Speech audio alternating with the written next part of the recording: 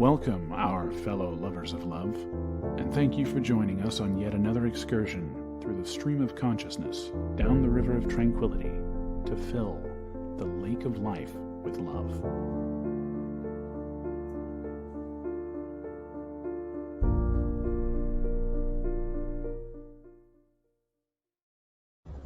Hello, everybody. Thank you for joining me and Lubby tonight. We've got a good show on deck with you tonight. Lubby, again, produced the show, so when you notice the more increase in quality, the tightness of the show, and it's all Lubby's work.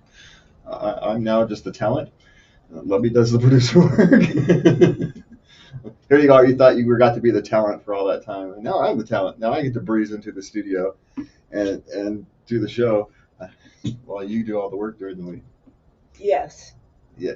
So that's fun. Day before. It's a fun little change for me. I mean, I still have to do the yes, we're switching hats a little bit. Yeah, I still have the director roles, but you got producer roles over there too now, madam. Yes, I do. That's a fun little change.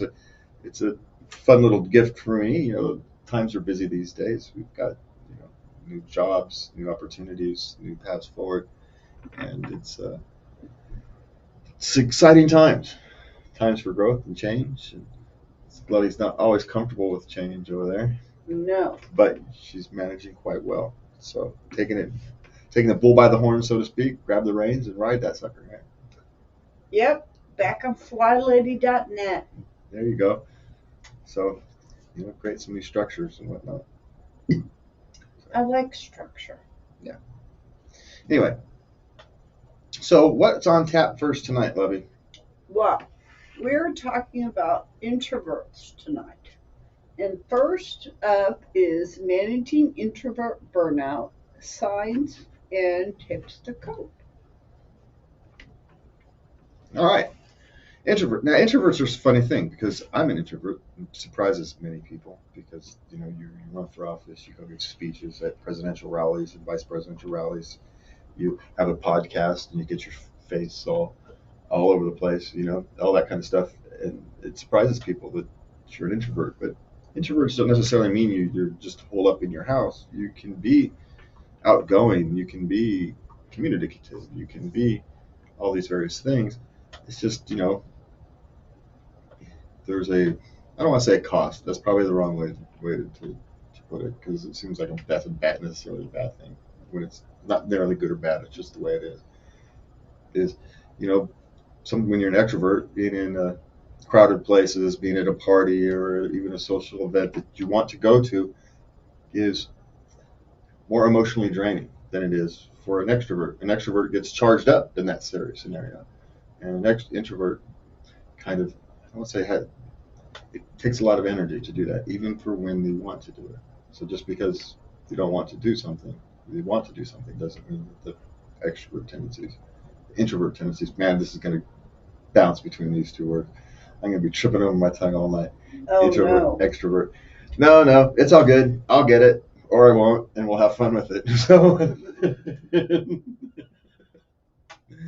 So burnout signs and tips to cope.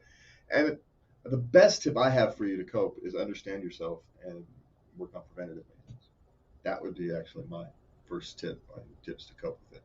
So before we even start the article, and I haven't had a chance to read these because Lubby only gets to it the day before. And so, prolonged stress is you can always tell when I'm less prepared. I talk faster. It's very strange.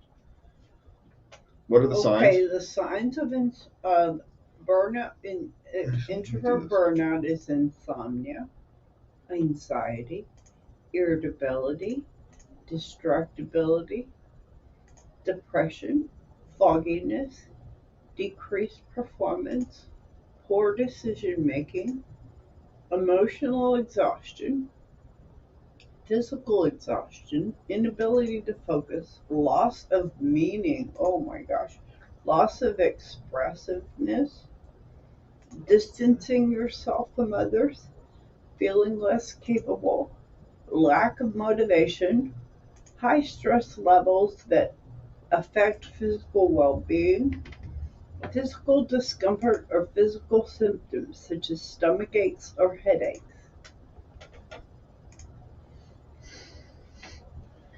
So you want to watch yourself. Pay attention to what's happening around you, what your It's a physical stress response. and understand where you're at. Mindfulness, right? We go back to, in a sense, we go back to mindfulness with that, and be a little bit more mindful of what's happening around you, what you are doing. Okay, and they give some tips to cope. Identify and manage your stressors. Here again, you got to know thyself.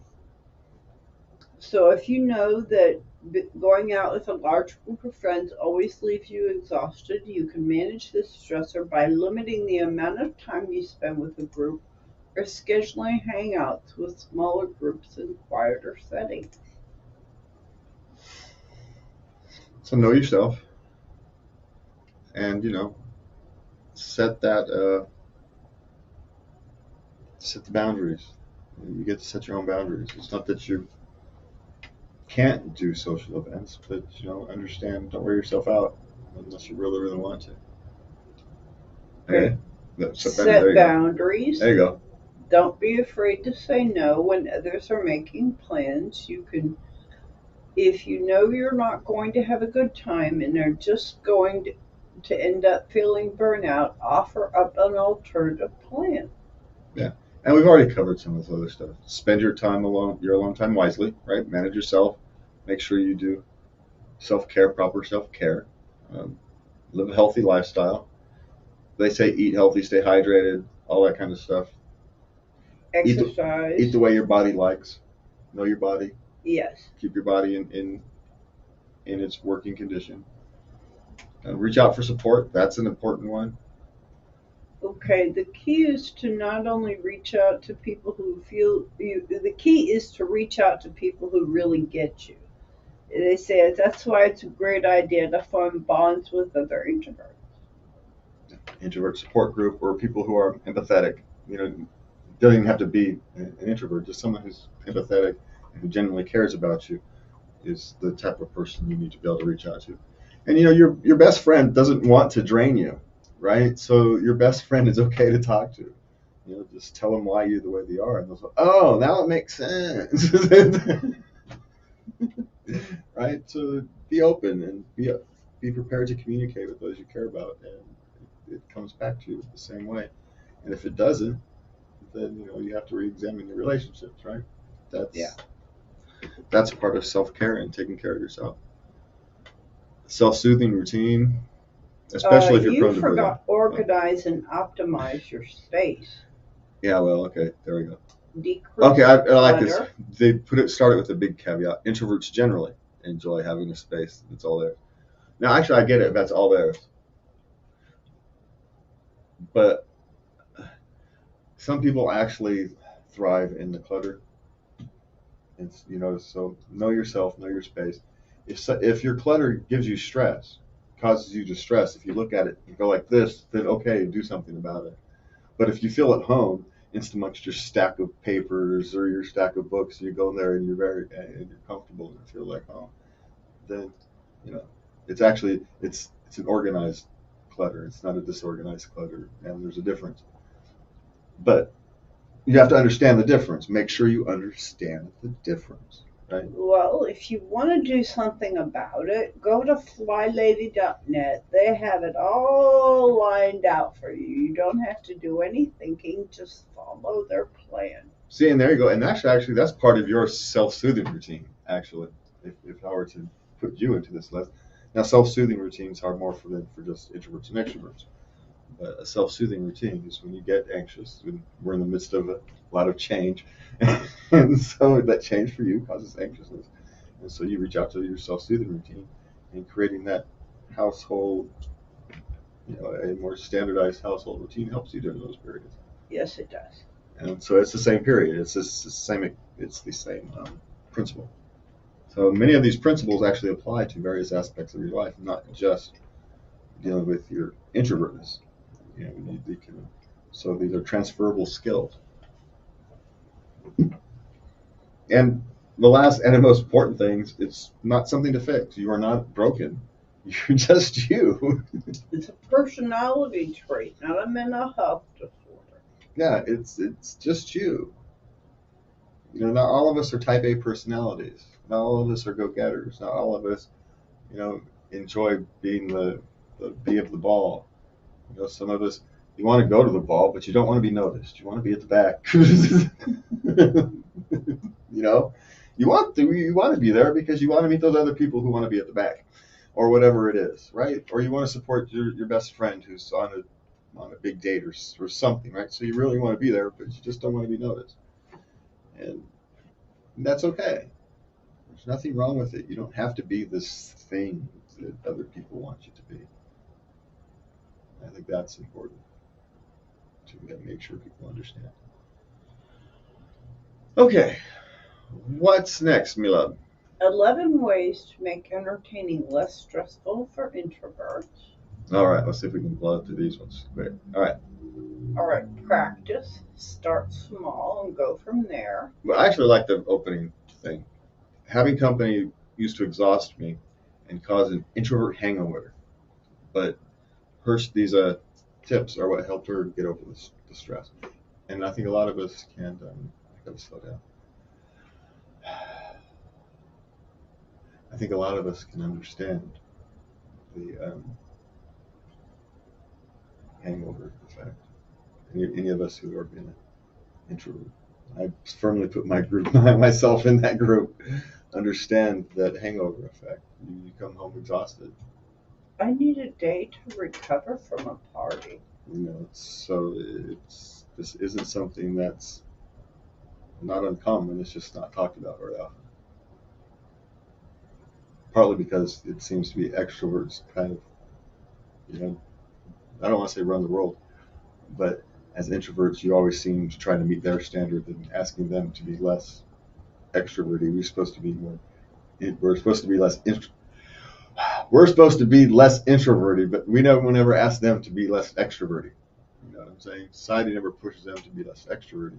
Yeah. It does push introverts to be less introverted, and that causes more stress. I think half the stress is that actual pressure. If there wasn't so much pressure to be something you're not, then a lot of the stress about it goes away. And how do we change that? I don't know. So we talk about it until we figure it out. That's how we change that. Okay, get to the starts. 11 ways. So practice, start small and work up. Plan a party. Invite a small group of friends who make you feel really comfortable. The ones who get you. Yeah. So no. God, I can't talk today. No more people than can fit around your dining room table. So get a small table. Or just don't have any chairs. There you go. That's another way to do it. Plan everything out. That way you'll minimize the anxiety of the day of the event. I have a slightly different perspective on that. The problem is if you overly plan things and plan everything out, stuff goes wrong, then you've created more stress. Rather than creating a general outline that as long as things are within these boundaries, then it's fine. But know yourself. No, I have to get it down to a gnat's patootie. But again, that's one. You know yourself. Know which style. Or I stress. It's too much anxiety. Too many variables. Yeah, there's too many variables to control, so you're not gonna be able to control all of them. So you plan in the fact that you can't control all of it, and as long as things are within the Sure. in the gutters. But again, it's know your approach. Know how you best get through these type of situations, and plan for that. I think is the best thing. It's not the specifics of the plan. It's plan for what works and doesn't work for you. Prep as much food beforehand. That's actually a good idea anytime you're doing anything, not whether you're a introvert or not. That's actually a good one. If you can plan it ahead, that kind of thing. Mm-hmm. You can stick it in the fridge or whatever, and it doesn't make a difference. Prep conversation topics and activities beforehand too. Well, activities, yeah, but you can never prep conversation topics unless it's that type of dinner. Well, that's the expressed interest of the party. You say, hey, we're gonna have a dinner, and we're planning to talk about, I don't know, Jane Eyre book or something, right? Whatever it is. Then okay, that's fine. That's the purpose of the party. But if you invite someone over for a fun evening at the thing, just come over, grab dinner, and hang out, and then you've got, I don't know, talk about, I don't know, whatever subject you want, a Jane Eyre book, you may not find that they are so receptive. So, and have some options when it talks about activities, because you may plan a game of Yahtzee, and maybe they want to play the home game of Family Feud, or what's that game these people were playing, Cards Against Humanity or something, right? So be flexible and be okay. Learn to be okay with that flexibility. I think that way it doesn't cause you stress when it happens. It's another way to prepare, because life is messy. It's not going to turn out the way you want. So plan for it. Plan for options. That would be my suggestion. Okay, number 6, keep your timeline handy and refer to it often so you can stay on track. Okay. I wouldn't do that, but that's me. Okay. Don't go into your event with an empty energy tank. That's a good one. Right? We talked about how they can delete your energy. I like that. Deplete your energy. I like how it's a better phrase. It runs your batteries down faster. It's like an electric car towing a load. It just drains your batteries faster than it does. Yes. Yeah. Something flattering, comfortable, and cool. Wear. Yes, wear something flattering, comfortable, and cool. You'll be more confident. What would you like? Pay attention to the ambiance. You want to control the setting, yeah? Music, lighting. I would suggest candles. Well, it depends on the type of party, but yeah, appropriate ambiance. I mean, have a friend or somebody, have a buddy there who kind of acts as a co-host, even if it's an unofficial co-host type thing. Is a good plan. Or if they're good enough friends, you can kind of divide hosting duties among everybody. Many hands make light work, and it keeps everybody involved, and everybody's always communicating, rather than one or two people are off doing something else while everybody else, make everybody part of it. The whole party becomes an activity rather than. I haven't heard of potluck dinners in a long time. So I'm just saying, you have to know your friends, right? You have to know the people you're inviting, and to know what level of thing they want to do. But my suggestion is be more open-minded. You may be surprised what happens. If the whole dinner becomes a community event, then the whole dinner is a community event, and it doesn't all fall on your shoulder. So, and guess what? That makes it easier. Warn your loved ones afterwards. Yeah, but I would make sure that you do this continually. That those people who are around you understand that after you have these type of events, you need a day or two to recover. Is the wrong word. Is to recharge. That they should understand that because you're an introvert, these things take a lot of energy, and you need a day or two to recharge. It's like you have to recharge a solar battery. You got to stick it out in front of the sun for half a day or whatever it is. You need a day to recharge. It's just the way it is, and I think the more we can understand that, I think the better we're all going to be. Okay, so there's that one down. What's next on our list? 4 reasons introverts hate last-minute plans. Ah, yes. Let's find out what these are. They're planners, but not in advance. But in advance. Last-minute plans don't give them a chance to mentally prepare for the situation at hand. I don't like the generalization. I can relate to I know that. you can relate, but I can't. Because I'm not a big, huge advanced planner. Don't get me wrong. For certain things, you have to plan. It's the only way to get through them. Trust me, I know that. But But at some point, I don't like over planning my social events, my social calendars, because then I'm disappointed if it doesn't come to plan, rather than if I just go out and experience whatever happens. And so for me, for kind of a social event or when I go out, I don't like setting. I don't like setting the expectation too high. And with my expectations, is how I stay happy. And so again, I just want to be careful that we don't over talk about how we don't overgeneralize. This works for Yes. this works for people like you and people who like who wrote the audience, and I'm not disputing that in any sense at all. But I completely agree. It works for you, and it works for people like them. Why would I deny their experience? I'm just asking for people to not deny mine. People like me who have experiences different, understand where Yes. you are. I know you do. I'm just saying. For the rest of us, we have to talk about these differences. And people who write articles like this should be more cautious with their words, how they phrase things. A segment of introverts or planners. Right? 2 words. A segment. And you could have fixed the whole framing of the article. That's my only issue. And maybe I'm being a little pedantic, but which I tend to be. That's my own thing. Okay, so with that said, our planners, but not at the last minute. Yeah, we don't necessarily, even I don't like necessarily doing things at the last minute. I don't want to over plan, but under planning, especially for something that's an energy drain. If you just need me to come over to your house and help, fix your barbecue or put your TV together or whatever the hell it is, that's one thing. But if you need me to go to a party at the last minute, I may need to work myself up to that. I know, right? Yeah, so it's not necessarily the planning, it's the preparing. Okay, so they love being prepared. Prepared is a better word than plan. I like that. Okay.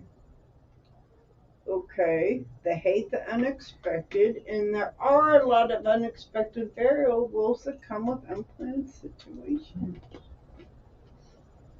I don't think it's the hate the unexpected. It's for those of you who overplan when something unexpected happens, it breaks your plan.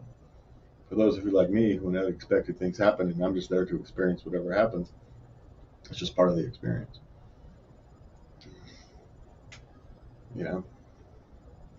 So, to me, that's the danger of over planning. But again, that's for me.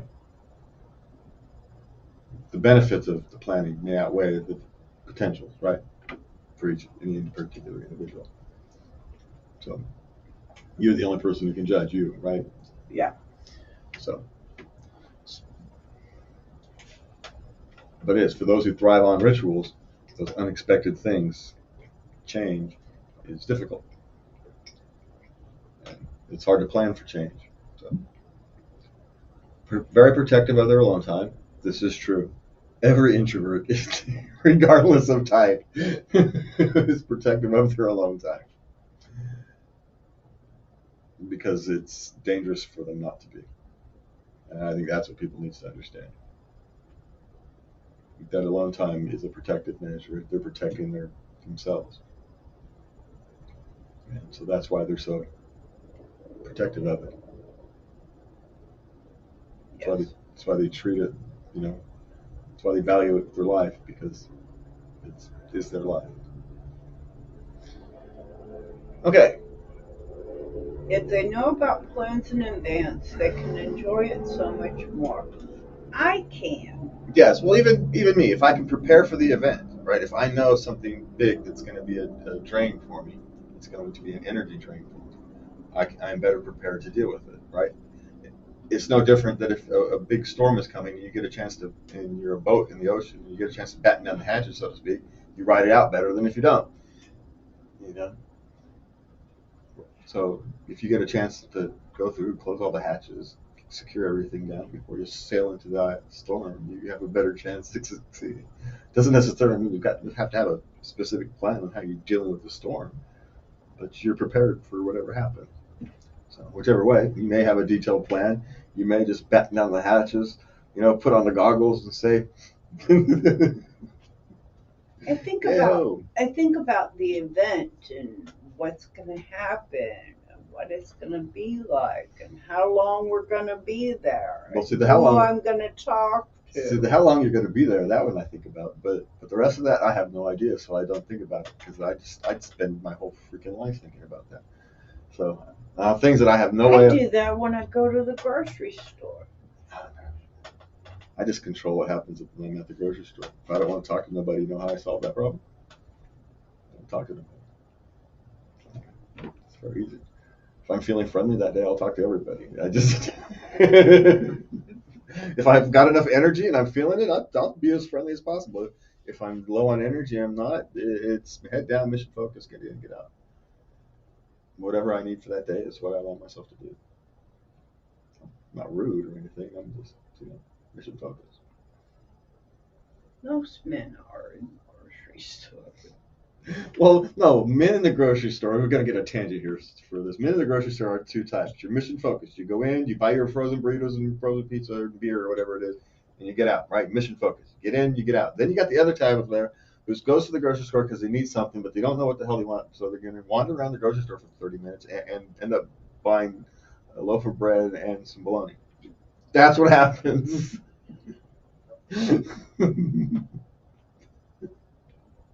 That's the two type of men at the grocery store. Or no, there is a third one. Third one who's on their phone with their wife. What is it that you needed again?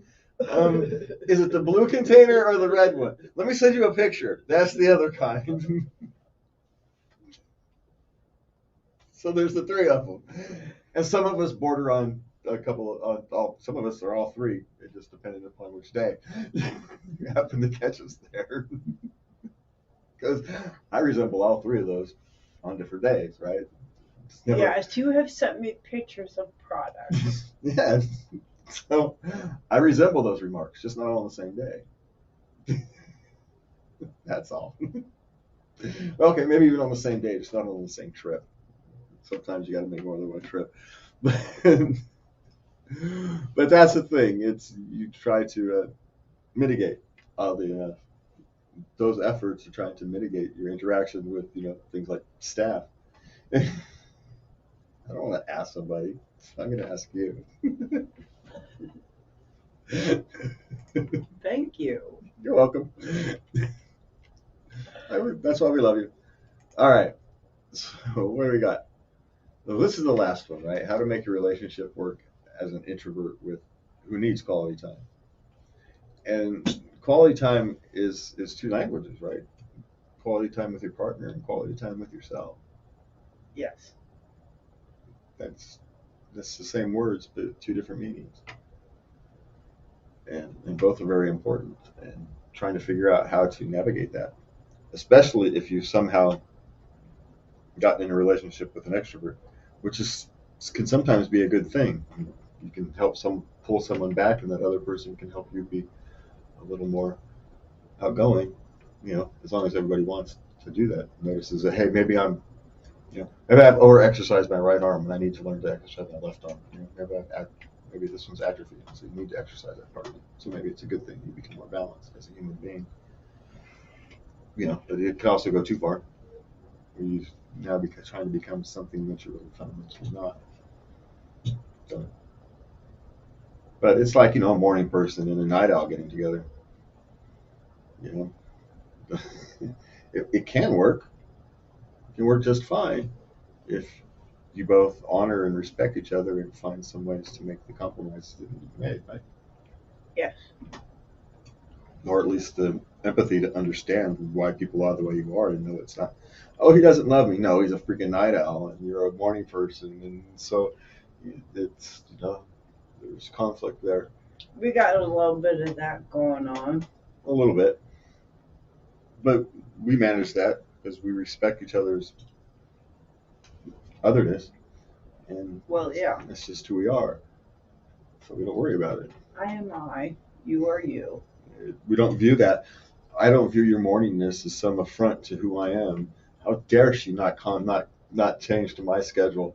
And you're the same way, Oh, doesn't change to my schedule means he doesn't love me enough. You know, there's none of that here. He doesn't want to be with me. Yeah. So you know, the quality. What we do is when we have that time together, we try to make the most out of it.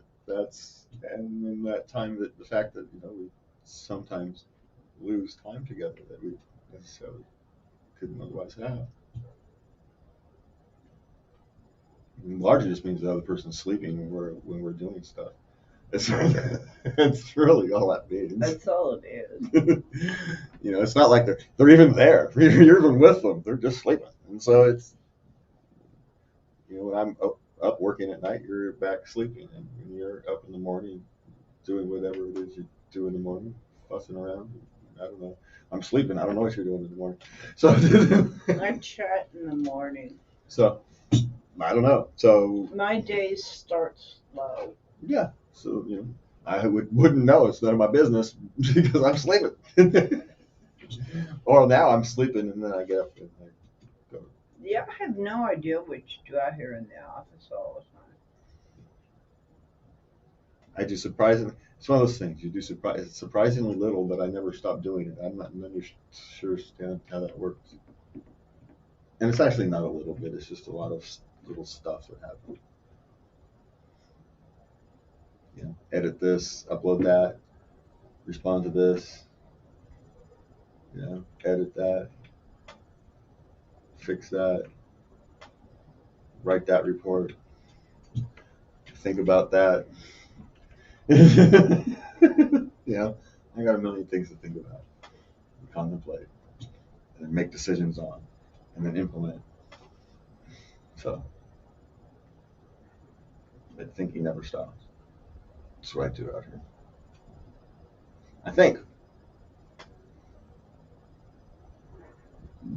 Then work and plug away. And sometimes do nothing. So there's that. Well, there we go. Because there's 100 things I should do. I don't feel like it. I don't feel like it. I'll do it in a little while. And then I'll do it in a little while. The flurry of activity, I'll get 3 hours of work done in an hour because I slacked off for 2 hours. But the side of that is I needed energy to end up getting that work done. And so resting those 2 hours made it so I have energy to get the 3 hours worth of work done.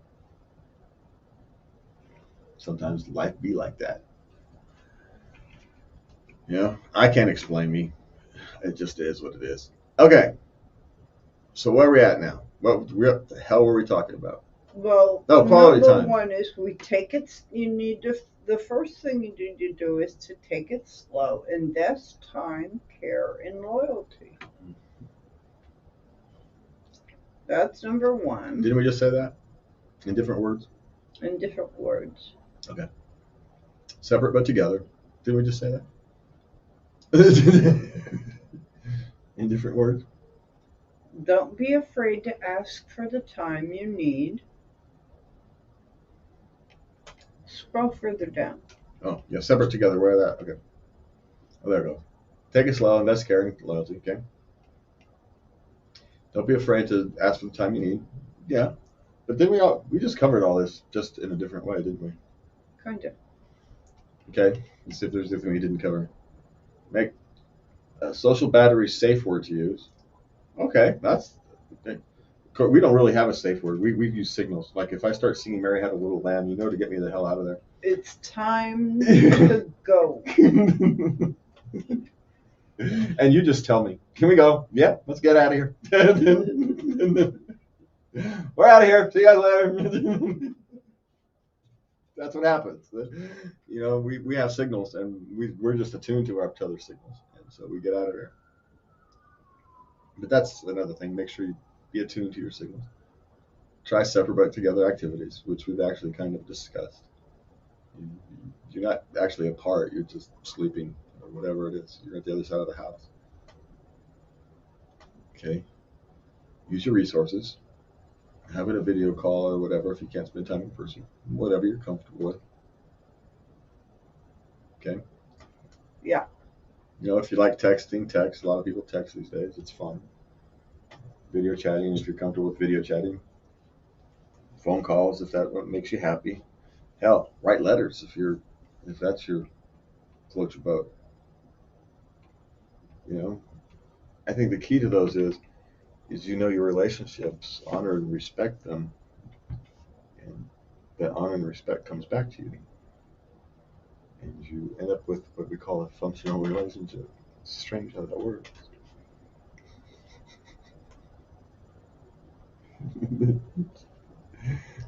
No, you'd be surprised how simple life can be sometimes. Of course, it's complicated, you know. Simple in concept, complicated in execution. Yes, it is. Yes, it is. Yes, it is. Yes, it is. All right. So what we got? Hey, there's a warning sign up there. I can't read it. Well, we're done with our introvert section for tonight, and we're moving on to questions. Okay. All right. So what is on our questions? What is the first question we have for tonight, my lovey? But before we start for questions, let's remind our viewers that we would love it if you would like, comment, subscribe, go to our YouTube channels, do the same thing, do all of various good stuff that you social media lovers out there do. And you can always go to Late Night Love. That's the wrong one. .us and find our show notes and our social media links in the various menus. So, all right. Now we can continue. Okay, we're going to start with relationship questions tonight. Okay, relationship questions. We know about relationships. Whether what we know about relationships is good or not is an open question. Okay. Well, the first one is my father-in-law is staying over at our house for a couple weeks, and we've given him our bedroom to sleep in. Last night, my wife and I were having a few drinks and watching TV. She went upstairs earlier, and I finished up around 1 a.m. The combination of sleepiness and alcohol took a toll, and I forgot that we weren't sleeping in our room. Bear in mind, all the lights were out, so I could only see a shadow in bed. I got into bed, naked, curled up beside who I thought was my wife, and tried to spoon her in the hope that something might happen. That's when he turns around and says very loudly, "John." Oh my God, I flipped out. I leaped out of bed and tried to put my boxers on as quickly as possible. In the event, I tripped over them. He turned on the light, and I was laying there naked on the floor. I just crawled out of the room in shame and went to the correct room. I told my wife this morning, and she finds it hilarious. Apparently you do too. I'm still mortified by it and not sure how to bring it up with him once he wakes up. Don't. Just leave it alone. If he brings it up, turn it into the joke that it is. It's a hilarious joke. It's one of those things that happens when you drink too much, which is why we don't drink anymore. Really? It's actually quite understandable, but it's also freaking hilarious, and it's one of those embarrassing things that happens throughout your life that you're just going to have to live down, and that your mind will bring up every now and again, right out the blue, just, hey, remember that time? And you're just going to have to live with it. Something to laugh. But it's hilarious. Live with it. Laugh at it. Because that's all you can do with it. There's nothing else you can do with it at this point. Nothing else. Anything else makes it worse. So just laugh with it. Roll with it. It is what it is. It's one of those human moments that we all have had. We all haven't had that exact human moment, but we've all had human moments. Anything there over there, Lubby? No, you're just gonna, although I might bring it up. Dude, I'm sorry about last night. He may not want you to bring it up. He may be more embarrassed about it than you are. So, I'd let him take the lead on that. If he brings it up, then all you can do is make a joke out of it, because at this point, it's all it is. Well, yeah. You're going to have to turn it into a joke. Now, if it was a woman, you would have to bring it up. You'd have to deal with it. You'd have to, but because it's, just let him deal with it. And you can bring it up, make it a joke if you want to, but if he wants to leave it alone, I'd leave it alone. But it's nothing else. It's something to laugh at, and you're going to laugh and tell you the story you're going to tell, if you have children and grandchildren. But it's the story that's going to live way past your death. So just you might as well deal with it now and accept it now. That's family lore now. Yep. Yep, that's what it is. That's now a family story. And you put it on Reddit, so it's now.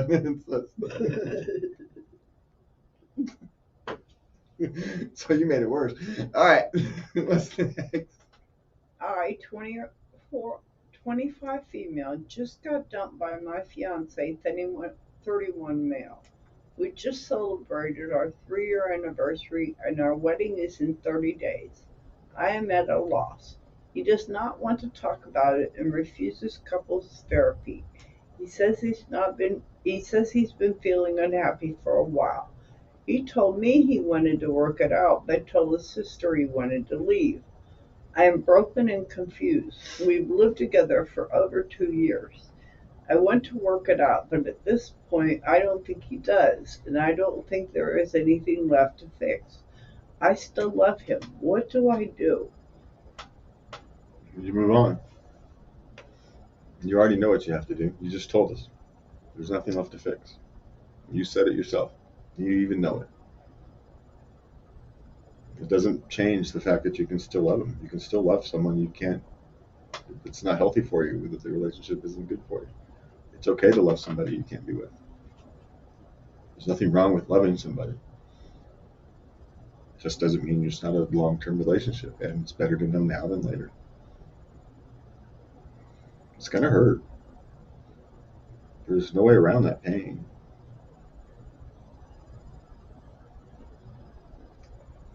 It's gonna take some time.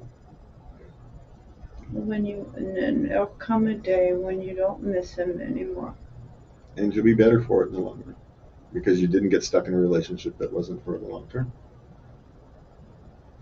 Think what would have happened if you'd end up getting married and you find this out in 3 years. Then what do you have to lose? Children, maybe. A world you had built, it's no longer what you think. You think it's a loss now. It's a loss you literally can't imagine yet. So it's hard. Sometimes, we were just having a discussion earlier. Sometimes going through things that are hard, things that are difficult, unpleasant, painful even.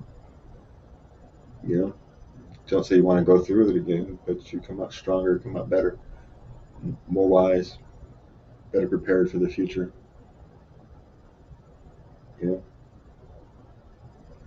To say going through it was a good thing would be inaccurate, but to say you came out a better person from it is also accurate.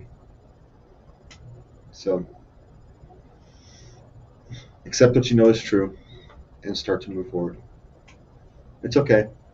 Buy a bucket of ice cream or whatever it is you do to get through the next 72 hours, as you don't know where what solid your ground feels like, and what solid ground for you is. But you'll find it. You're young, you're smart. You'll find it. Then you put the ice cream down and you'll start walking forward. It's okay. You got it. Okay. My girlfriend, 25-year-old female of 1.5 years, forgot my 27-year-old female birthday. Prior to this, in a conversation, she braggingly mentioned how she loves to plan ahead for the special people and their special days, maybe weeks in advance. She loves the gifting and everything. And then she forgot my special day. I'm not someone that cares greatly about birthdays, but lately I have been really struggling mentally and have been feeling depressed. Something I have also mentioned to my partner, of course. I think on top of all that, this situation is making me feel very uncared for, very sad. I am thinking about breaking up. Is this a valid reason to end a relationship? Well, by itself, probably not. But when you talk about the whole package, and you've been feeling unhappy, and you didn't get the response you necessarily needed, that would be the more concerning issue. People forget things, even planners. It happens. But if you're making a point of pointing out how good you are because you make all these plans and you do all these things, and then you're the one who forgets, by itself isn't such a big deal. But when you mention that you've talked about you're having a difficult mental time and you didn't seem to get the response you needed, the support you wanted, I can't tell you whether it's time to break up or not, but it is time for you to start reevaluating what you need out of a relationship. And if whether the person you're with right now is the person who can provide that. Yeah. Maybe they are, maybe they're not.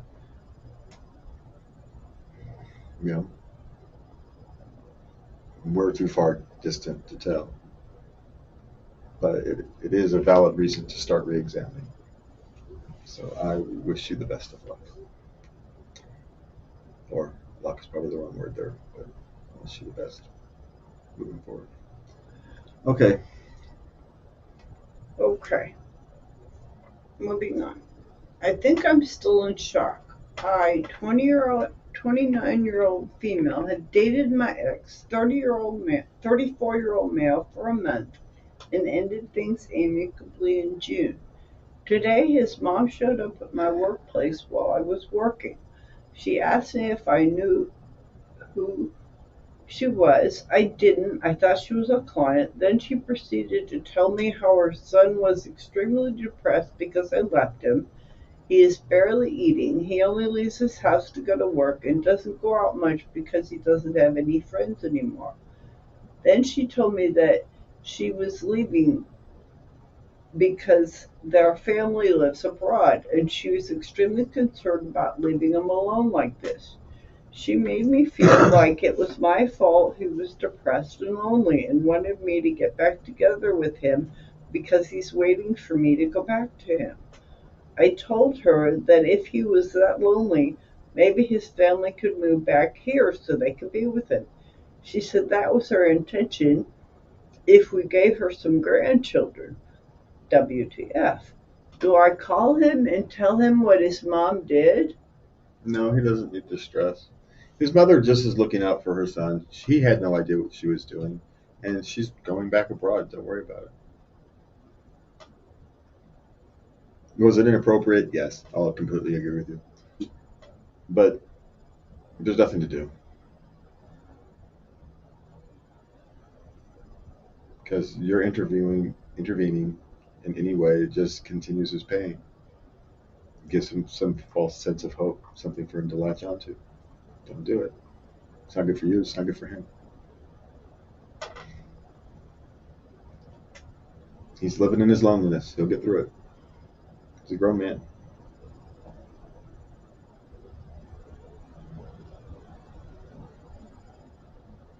It's okay. You weren't together that long enough for it to be anything. So it's not like you had 6-7 years together, broke up amicably, and now he's having psychological issues and he doesn't have anybody to turn to, and so you as a good human being who still cares about him steps in and does what needs to be done as a friend. This isn't the same thing. Now, if you happen to know his friends, someone who can be his friend, someone give him a call and say, hey, he's having a hard time. He goes, that you might do. But directly, no. And don't mention his mother thing at all. He doesn't need to stress. Best thing you can do right now is either, if you know somebody a friend who you can reach out to have them go reach out to them, do that. But beyond that is nothing. That's it. That's all you can do. A one phone call to somebody who can go, who might be able to go out and reach out to them. The most you should do. That's it. That might be appropriate. Because you don't want to leave someone who's struggling mentally alone, right? You don't want to be responsible for that. But it's also not your responsibility to deal with it. You don't want to drag. It's not necessarily good for him. So get somebody else to do it.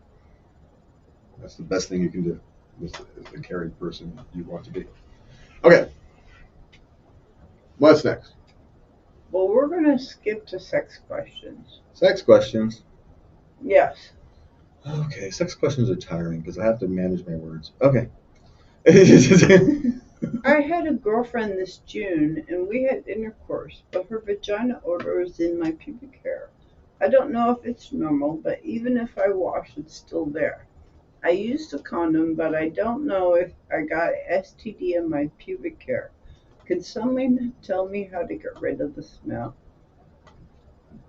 What? Since when?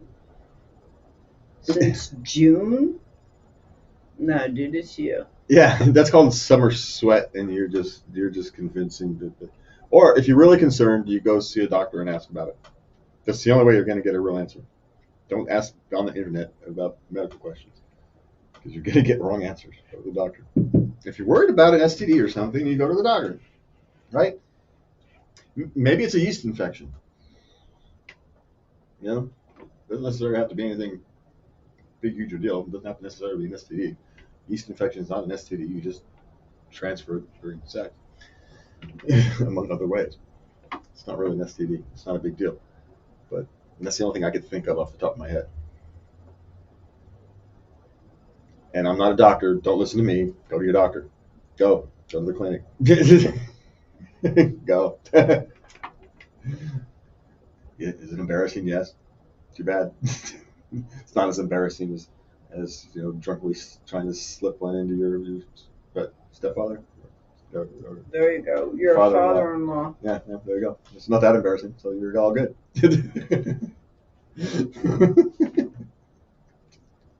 All right, what's next?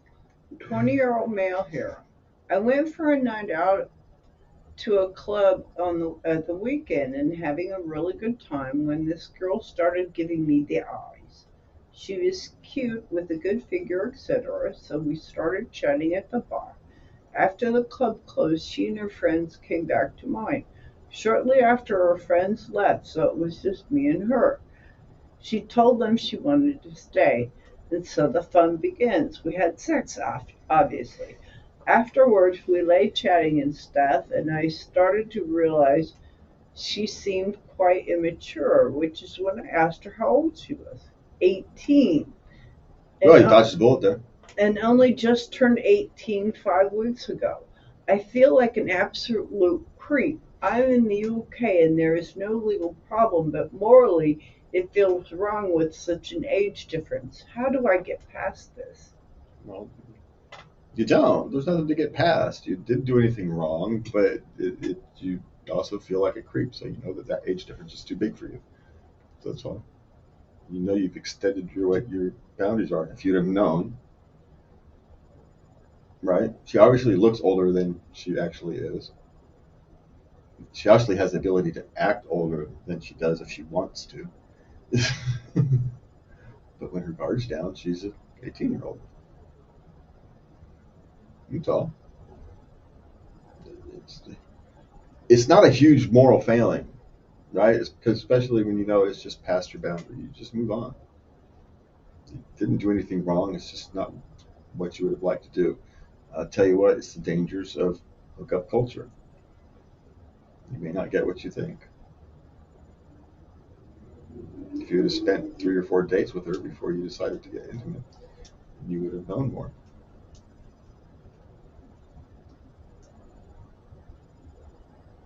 You know, you go out and you gamble, you throw the dice, you're eventually going to come up craps. Be lucky you came up not quite craps. Be lucky all you feel like is a creep and you're not behind bars.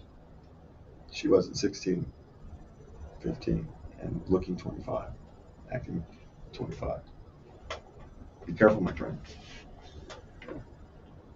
Behave like your moral standard is. What that is telling you is that you're not behaving the way your morals are. You're not following your own morals. And it's not the age difference. It's the basic activity. You're not meant for hookup culture. Don't do it. If you're meant for hookup culture, that wouldn't bother you. You have to have a sit down and have a serious talk with your own morality. Okay, what's next? All right. For the past little while, I've had an on and off relationship with a woman. We've slept together maybe 5 times or so, and while I can get her off just fine, I can't seem to ejaculate during sex. We go at it 45 minutes sometimes, and I'm hard the whole time. That's not a problem. The first time we hooked up, I was a virgin, and wasn't too surprised I didn't come. I just chalked it up to being nervous. But multiple hookups later, and I still can't. I don't think she minds too much, as it means I can go pretty much as long as she wants. Regardless of finding her very attractive, I'm worried she may think I'm not into her or that there is something wrong with her. Any advice? Yeah, go see a doctor. That's my advice. If you're a young man, a virgin, and the sign of nervousness is you can't ejaculate, that's the reverse of a routine problem. Usually, when you're inexperienced, premature ejaculation is a problem, not inability to ejaculate. So the inability to ejaculate suggests some sort of blockage or something, a physical problem. Go see a doctor. Second time this episode, I'm telling you, go see a freaking doctor. Go see a doctor. It's not about her. It's about your physical health. Go see a doctor.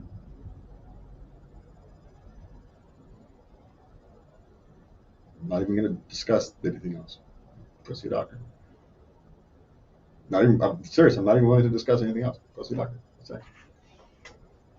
So, hi, 21, and my boyfriend, male, 21, both have used weed and LSD before. We both get extremely horny and have used it to our advantage. The last few times we've tried, I'm not very active when he loses his erection. I know a part of it is the drug being relaxing, but I wasn't sure if there were any tricks or position I should try to use to see if it helps. Yeah, stop taking LSD before sex. Yeah, dude, sorry. That's your solution. Yeah, the sensations are unique and fun for the first couple times, but after that, it just becomes routine, and it doesn't add anything. In fact, it subtracts from it. So stop doing LSD, and you can get back to having a normal sex life. There you go.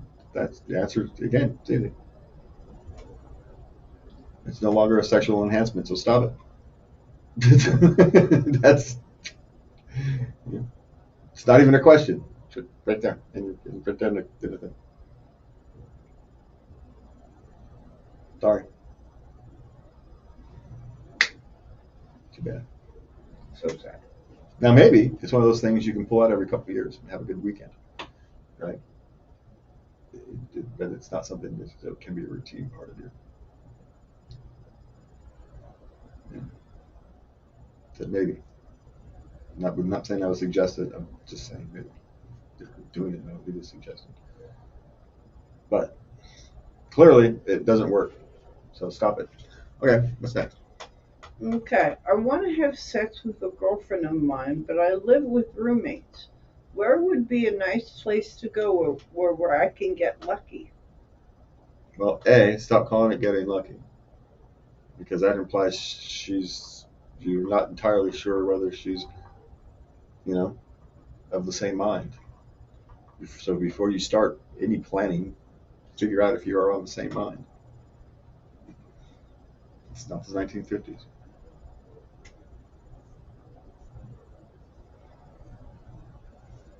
Getting lucky implies that you're going out there, you're rolling the dice, and you're hoping that the person you're with happens to want to, have fun on that particular day.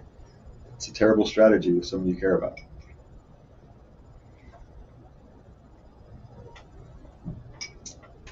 If all you want is sex, go on Tinder, hire a lady of the evening, hire a professional, if that's what you want. Don't do that to somebody you care about. Do that to somebody whose job it is, or who's looking for the same thing, right? Don't. Plenty of that on the internet. You can find it easy. Easy enough. 1:30 at a bar. That's what you're really looking for. Go tried and true. Always work for me, a bar. If you want a serious relationship, you're going to have to talk with this woman. Have a discussion about it. And you will together find the appropriate place where you can both get lucky.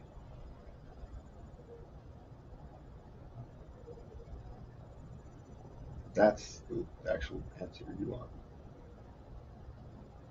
If you want to get lucky, try Tinder. That's my suggestion. Don't do it to a friend. You don't want to get lucky with your friend, you want a relationship. Okay. I think we're about the end of our show. It's been an interesting one. I'm kind of full of tangents. And I don't know. After the introvert thing, I'm not sure there was a theme to that. But hey, we had other questions that were on the list tonight. You can go down to latenightLove.us and you can see them, follow along, kind of what Lubby was thinking this week, what her journey into Reddit was. You can always find us and send us a letter yourself at love@latenightLove.us, and me and Lubby would love to respond to you on the air.